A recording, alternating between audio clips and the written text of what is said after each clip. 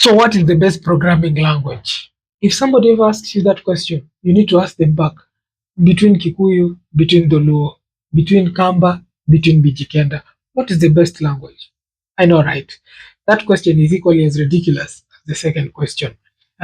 You're better off asking yourself what uh, what language will work best, or what design pattern will work best for this problem set, and even environment. What given my environment, what language should I use? It doesn't mean that that language that you're using is the best.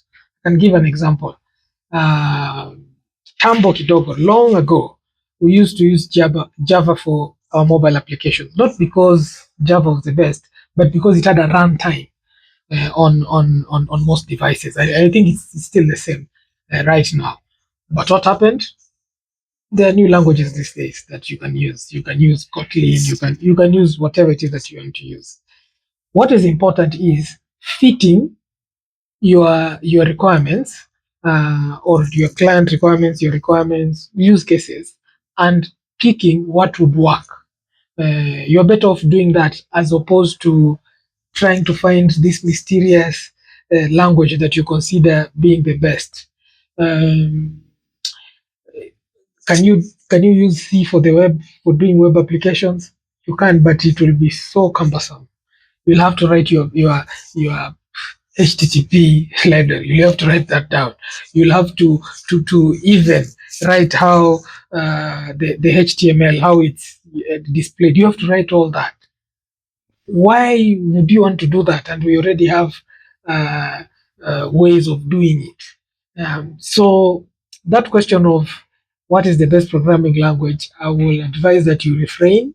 You try to ignore it as much as possible. Um, if you have a good understanding of programming, you will know that if especially, okay, let me not plug myself in, but if I've, for instance, if I've never done Python, and if I see code written in Python, I would be able to pick out that, oh, that's a variable.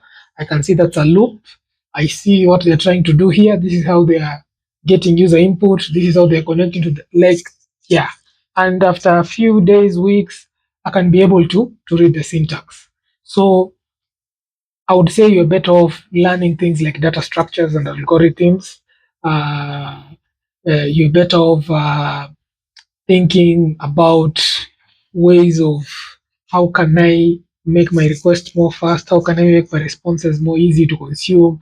That is better as opposed to going around this rabbit hole of finding something that I believe is not there. Because if you can say, if your metric is how much RAM a language uses, yeah, you can find languages that are so light, but how much can those languages do? Like, take for example, doing a web application in C. How is that going to help you? Asanteni sana.